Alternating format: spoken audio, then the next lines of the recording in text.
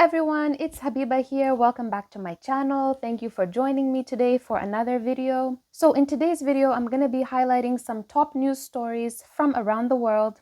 And as usual, make sure to stay right to the end of the video because I have something very sweet, very nice for you right at the end. So kicking us off is the ongoing conflict in Sudan, which some of you may be aware of.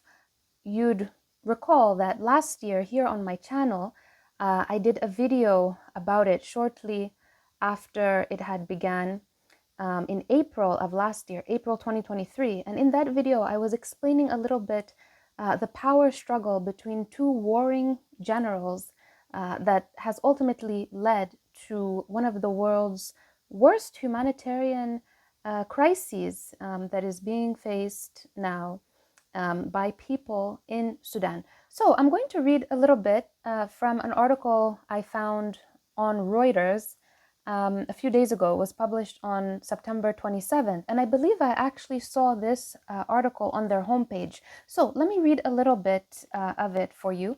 All right, guys, so this is a Reuters special report titled "Famine is Ravaging Sudan, but the world can't get food aid to millions of starving people." More than half the people in this nation of 50 million are suffering from severe hunger. Hundreds are estimated to be dying from starvation and hunger-related disease each day. But life-saving international aid, cooking oil, salt, grain, lentils, and more, is unable to reach millions of people who desperately need it. The article goes on to explain that the world has an elaborate global system to monitor and tackle hunger in vulnerable lands. It consists of United Nations agencies, non-governmental aid groups, and Western donor countries led by the United States. They provide technical expertise to identify hunger zones and billions of dollars in funding each year to feed people. Sudan is a stark example of what happens when the final critical stage in that intricate system, the delivery of food to the starving, breaks down. So, as we've just gathered from the article, the situation is dire, is very dire. Over half the population, so more than 25 million people, are experiencing acute hunger. So that's acute, extreme hunger. Some are experiencing famine conditions. There are many areas where famine conditions have been confirmed. Actually, in this same article, there's mention of people basically scavenging for food, looking for leaves, just anything to eat, leaves, soil. Think of all the children in this situation. There are millions of children being affected by this. And as we know, children are even more vulnerable in situations of acute hunger or in situations of famine. They can perish faster. They can die faster. Over 9 million people are reported to be internally displaced, and this number is rising every day. So everyone, the situation, it's not really getting better, unfortunately. And there's also very little news coverage of this conflict and of this humanitarian situation in Sudan. I see very few outlets giving it the media coverage that it needs. All right, so I spoke about the humanitarian crisis, the hunger, the internal displacement, the millions of people who are internally displaced. There's also a refugee crisis, meaning you have many Sudanese people in other countries, so in Egypt, in Saudi Arabia, many of whom are trying to get to family members, reach family members in places like Canada, in countries such as Canada. And many of those family members in a place like Canada are having a hard time bringing their relatives over, bringing their relatives from the conflict. Case in point is a story right out of Halifax, Nova Scotia, of a Canadian Sudanese woman who is struggling to bring her family through the family sponsorship program, despite this very dire humanitarian situation and the ongoing conflict. I saw this story featured recently on CBC National News. So this is one of our leading news agencies, one of our leading media outlets here in Canada. And I'll just share a snippet with you right here. It has been 7 months since Ottawa launched a family reunification program for Sudanese Canadians. The plan offers a pathway to permanent residency for immediate family members of Sudanese Canadian citizens and permanent residents. But in 7 months, not a single person has been brought over to this country under that program. Let's dig deeper into all of this by inviting Huwaida Midani to come into this conversation. She is one of many Sudanese Canadians who says she's in a constant state of anxiety, worried about her loved ones and their ability to come to Canada. She applied back in February to bring her brother and his family over. She's not heard from the Canadian government, and since then, her brother and the family have fled to Saudi Arabia. Huwaida is joining us from Halifax. Thank you so much for making time for us today. Thank you for having me. Huwaida, before we get into all of the work that you have done on behalf of your brother and the family here in Canada, I want people at home to understand, what are your brother, his wife, and children facing in Sudan right now if they had stayed there? My brother Al-Hadi and his family, they were living in my parents' village, and he owned his house. He is a high school teacher, and he has a small-scale farming business. So very settled, never thought about leaving Sudan at all. But what is happening is very concerning. He's very worried for his family. The war has been expanding by the minute. Sudan is breeding militias, vicious militias right now. The military itself is part of that militia, unfortunately. And because of the war, and also you mentioned that it is an unforgotten war, the war that didn't really care about what is happening in Sudan for most part. There is a huge disease outbreak in Sudan, cholera, malaria, and there is a lot of chaos. Sudan is a state of chaos, like looting and raping and everything that you can seriously, every kind of evil that people can imagine is happening in Sudan. Huwaida, I really feel for you, and I feel that trembling in your voice as you're telling this story. So, that news piece sums up very well the challenges faced by Canadian Sudanese who are trying to bring their family members from the conflict and the bureaucratic hurdles involved in making that happen. All right, so to all the Sudanese in Sudan and around the world who are really battling with the consequences of this conflict and the humanitarian crisis and what that means on so many levels, in terms of people's physical security, in terms of people's access to food for those who are in country, experiencing the acute hunger and the famine conditions. Our thoughts are with you. My thoughts are with you. You're in our thoughts and our prayers, and we petition our governments and we put pressure on the international community and on our government right here in Canada to really to do something to alleviate people's suffering and to bring an end to the suffering and to settle those who are displaced around the world, wherever they may be. All right, so this next story is out of the UK. It's from the BBC, and it tells us of a cafe owner in Belfast, Northern Ireland, so that's part of the UK, who had his cafe set on fire and burnt right to the ground during the violent far-right protests that we all witnessed in the UK, throughout the UK, in different cities in early August. All right, so I'm just going to read a little bit from the article. Mohammed Idris, who owns Bash Cafe in South Belfast, says he will not reopen after his business was set alight during violent protests. My computer shop was completely damaged, just like this cafe. This cafe was a hope, a place for community. There is no hope here now. For me, it's not easy. It's so difficult when they know your name. It's scary, my life threatened. A group of people coming, shouting my name, just people who came from different areas. All right, guys, so these stories are quite horrific, and I'm sure all of you saw the news stories that were coming out of the UK at the time.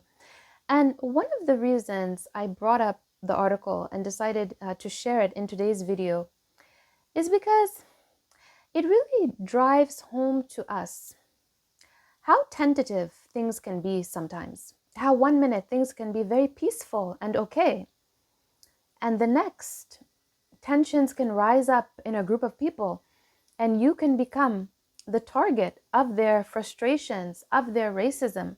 And again, we realize how, as racialized people, as ethnics, as Black people, or as Muslims, very often we are the target of such frustrations, of such attacks. When these incidents happen, when these far right protests take place. And so essentially, these events, they make you very aware of yourself as a racialized person, as a Black person, for example, as a Muslim. And this is why we need adequate protections from government, from law enforcement. This is why we need awareness building.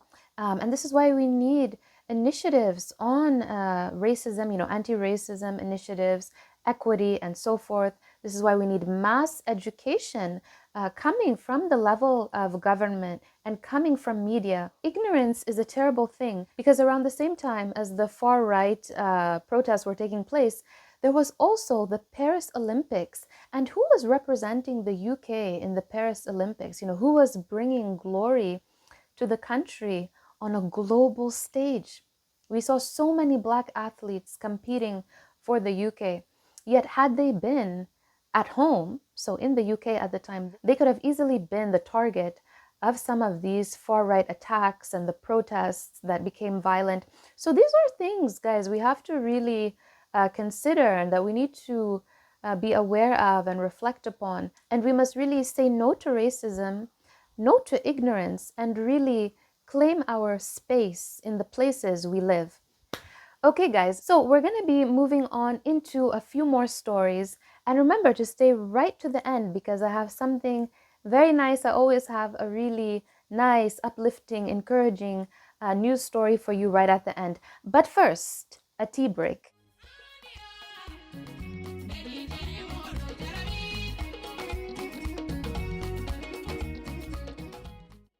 If you've liked this video, make sure to subscribe to my channel, buy my book, and check out my website for more interesting content and free downloads.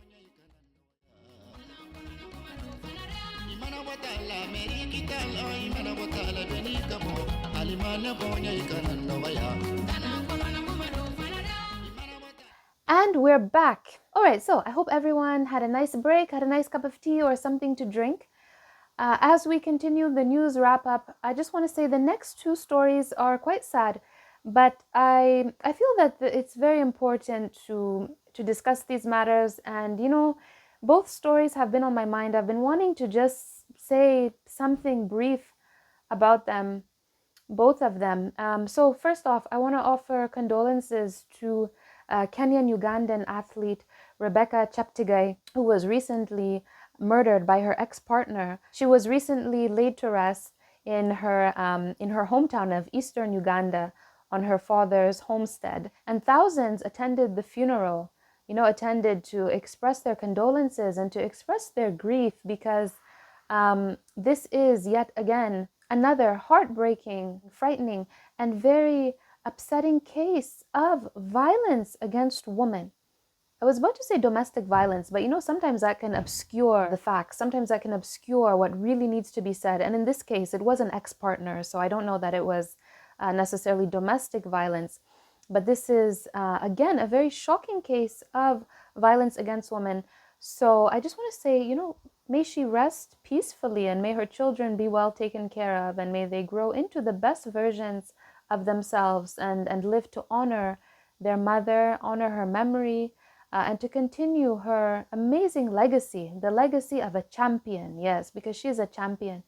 And when I saw the headlines, when I saw the breaking news that she had been murdered, I remember being in my living room, and I was so shocked. I just screamed a little bit, because I said, what? And then I said, did we just see her in Paris? And we just saw her in Paris. She ran in Paris. She competed in Paris. So it seemed unreal, because we had just seen her a couple weeks ago in Paris, and then sometime later we read the story that she had been murdered by her ex-partner. So may she rest peacefully. All right, so in addition to offering condolences to the family, children, and community of star athlete Rebecca Cheptegei, I also want to offer condolences to the family of another young woman who was recently murdered by her husband.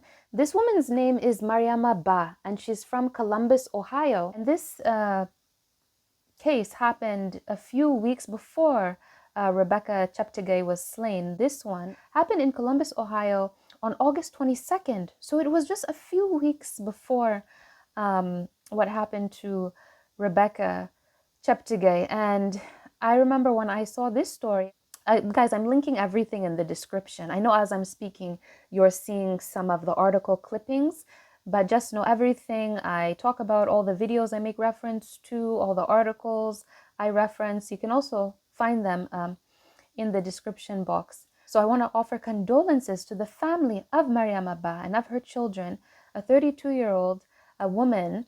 She is Guinean Sierra Leonean, so she's from the same ethnic community as I am, actually. So this one hit very close to home. And if you've been following my channel, my social media for quite some time, you have seen that in recent years there has been a series of these kind of murders, wife murders, let me call them that, in Guinean communities across the world. And so I've done a little bit of awareness building around it. I started a little campaign. You can see a video here, and it's called Say No to Wife Murder. So when I saw this one, I was very discouraged, very upset, and it just felt so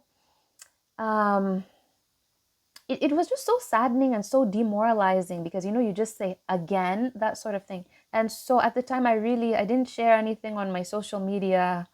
I just couldn't, in all honesty. But